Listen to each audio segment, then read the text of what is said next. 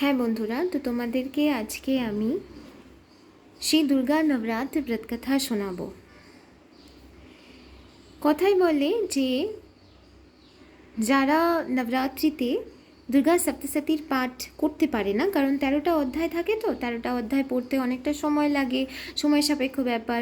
যাদের চাকরি আছে, যাদের কাজকর্মের চাপ আছে বা ব্যবসা বাণিজ্যের চাপ আছে, অনেক সময় তারা নবরাত্রির সপ্তশতীর পাঠটা করে উঠতে পারে না 13টা অধ্যায়।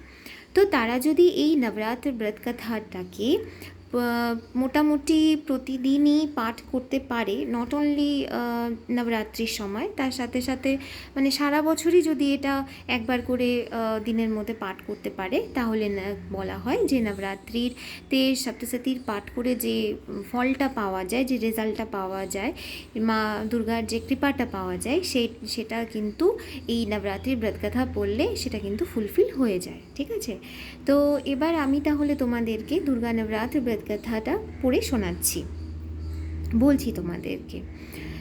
जो व्यक्ति नवरात्र में माता दुर्गा का पाठ नहीं कर सकते अथवा करवा सकते हैं, वे नित्य नवरात्र व्रत का पाठ करें तो पुण्यफल पूरा मिलता है। যেটা আমি বললাম আগে সেটাই কিন্তু। হ্যাঁ, এবার এই ব্রত বিধি।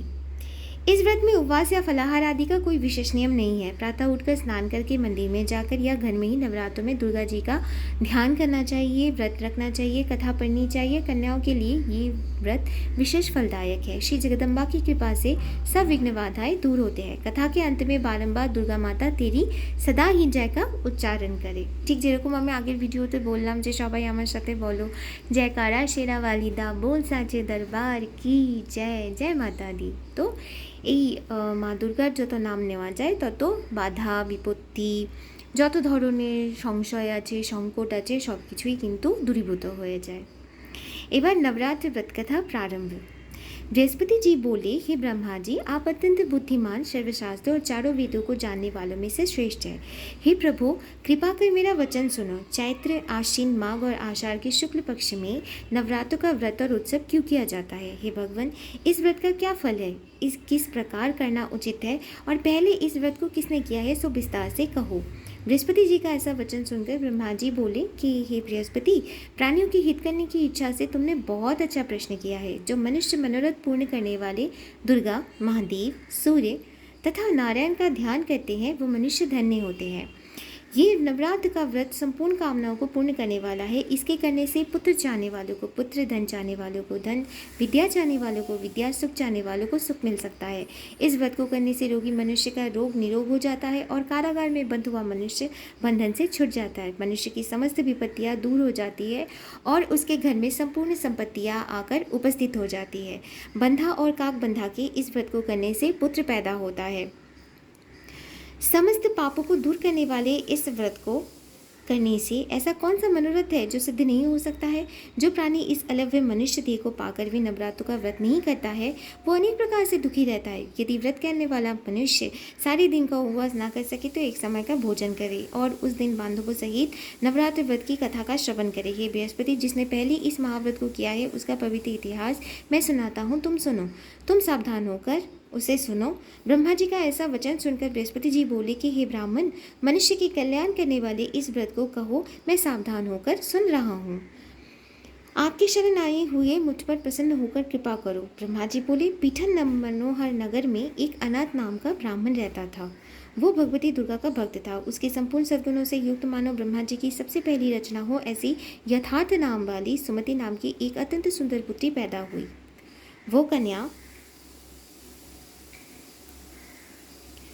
अपने पिता के घर बालकपन में इस प्रकार से बनने लगी जैसे शुक्ल पक्ष की कला बढ़ती हो। उसका पिता प्रतिदिन जब दुर्गा जी का पूजा या होम किया करता था, वो उस समय वहाँ पर उपस्थित रहती थी। एक दिन वो सुमति अपने सखियों के साथ खेलने लग गई और भगवती के पूजन में उपस्थित नहीं हुई। उसके पिता की पुत्री की ऐसी असावधानी देखकर क्रोध आया और पुत्री से कहने लगा कि हे दुष्ट पुत्री, आज प्रभात से तूने भगवती की पूजन नहीं किया है। इस कारण से किसी कुष्ठी और दरिद्र मनुष्य के साथ मैं तेरा विवाह करूंगा। इस प्रकार से कुपित पिता का वचन सुनकर सुमति को बड़ा दुख हुआ और पिता से कहने लगी कि हे पिताजी, मैं आपकी कन्या हूँ, मैं सब तरह से आपके अधीन हूँ। जैसे आपकी इच्छा हो मेरा विवाह आप कर सकते हैं, पर होगा वही जो मेरे भाग्य में लिखा हुआ है, मेरा तो इसमें पूर्ण विश्वास है। मनुष्य न जाने कितने मनोरथों का चिंतन करता है, पर होता वही है जो विधाता ने भाग्य में लिखा हुआ होता है। मनुष्य जो कार्य करता है उसका फल भी उसके कर्म के अनुसार ही मिलता है, क्योंकि कर्म करना मनुष्य के अधीन है और फल देव के अधीन है।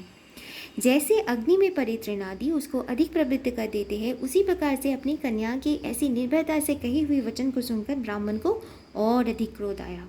तब उसने अपनी कन्या का विवाह एक कुष्ठी के साथ कर दिया और अत्यंत क्रुद्ध होकर पुत्री से कहने लगा कि जाओ जाओ, जल्दी जाओ और अपने कर्म का फल भोगो। देखे भला भाग्य के भरोसे रहकर क्या करती हो। इस प्रकार से कही हुई पिता के कटु वचनों को सुनकर सुमति मन में विचार करने लगी, अहो मेरा बड़ा दुर्भाग्य है जिससे ऐसा पति मुझे मिला है।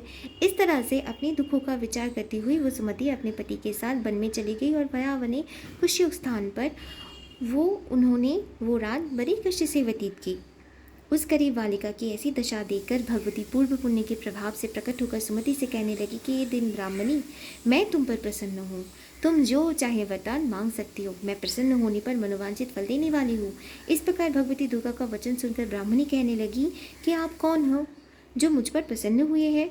ये सब मुझसे कहो और अपनी कृपा दृष्टि से मुझ दीनदासी को पिताद करो। ऐसा ब्राह्मणी का वचन सुनकर देवी कहने लगी कि मैं आदिशक्ति हूँ, मैं ही ब्रह्म विद्या और सरस्वती हूँ।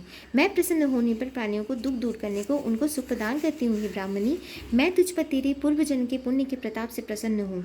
तुम्हारे पूर्वजन्म का वृत्तांत सुनाता हूँ तो सुनो। तू पूर्वजन्म में निषाद अर्थात भील की स्त्री थी और अति पवित्रता थी।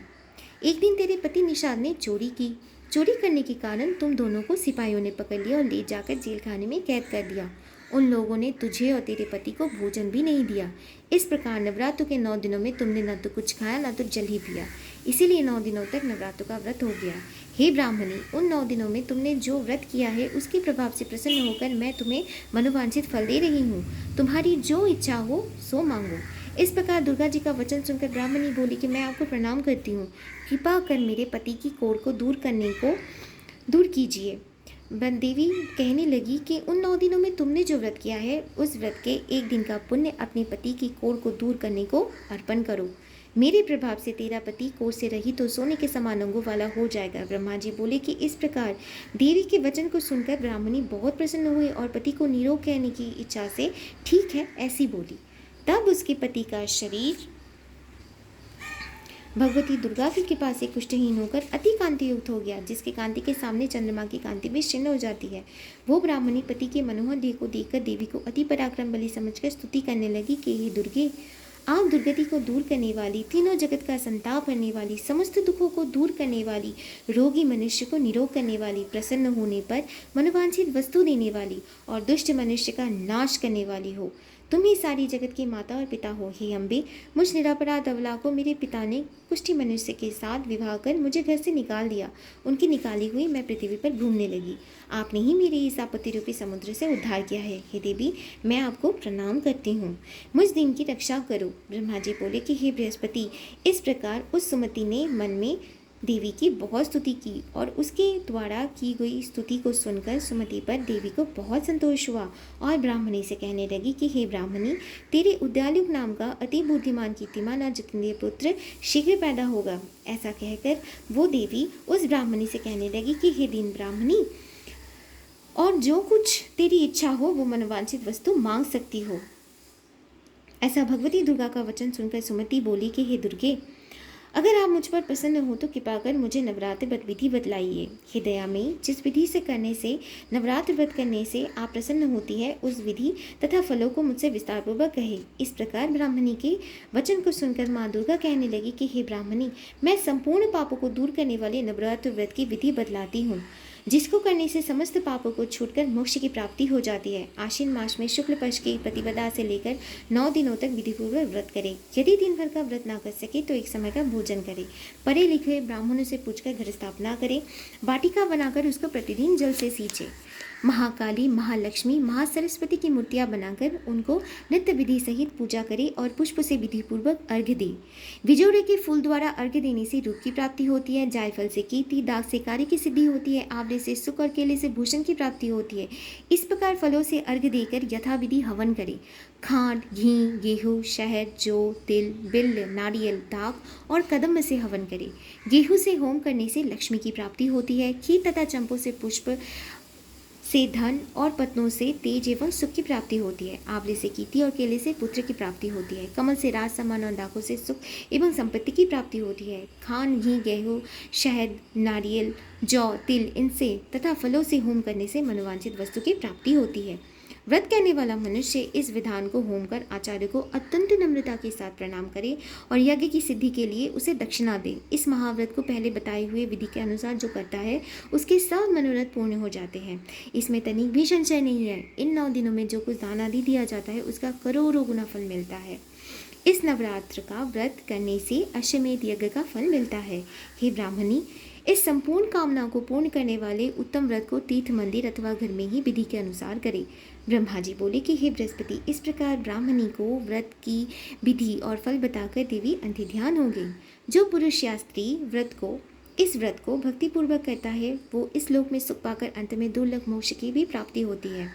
हे बृहस्पति, इस दुर्लभ महाव्रत का महत्व मैंने तुम्हारे लिए बतलाया है। ऐसे ब्रह्मा जी का वचन सुनकर बृहस्पति जी आनंद के कारण रोमांचित हो गए और ब्रह्मा जी से कहने लगे कि हे ब्राह्मण, आपने मुझ पर अति कृपा की है जो अमृत के समान इस नवरात्र का व्रत महत्व सुनाया है। हे प्रभु, आपके बिना कौन है जो इस महत्व को सुना सकता है।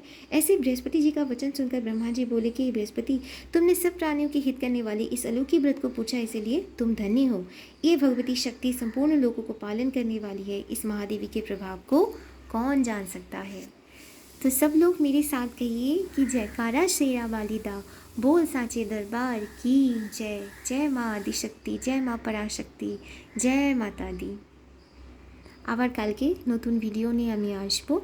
কালকে মাতা রানীর তৃতীয় যে নবদুর্গা মাতা চন্দ্রঘণ্টার পুজো, তো সেই পুজো কিভাবে করছি, মাকে কী রঙের বস্ত্র পরাচ্ছি, কী ভোগ দিচ্ছি, সেগুলো সব কিছু কিন্তু আমি ডিটেলসে কালকে ভিডিওতে আবার নিয়ে আসব। এবং আমি কালকে আবার একটি পাঠ করে তোমাদেরকে শোনাবো, ঠিক আছে? তো আজকের মতো চলো, এখানেই আমি ভিডিওটা শেষ করছি। সবাই খুব ভালো থাকো, সুস্থ থাকো, নবরাত্রি সবাই এনজয় করো ফুললি এবং সবাই নিজের শরীর স্বাস্থ্যের খেয়াল রাখো, ভালো ভালো খাওয়া দাওয়া করো, মজা করো, ডান্ডিয়া নাচ করো এবং সবাইকে সাথে নিয়ে হাসি খুশিভাবে নবরাত্রিটা কাটাও। জয় মাতা দি।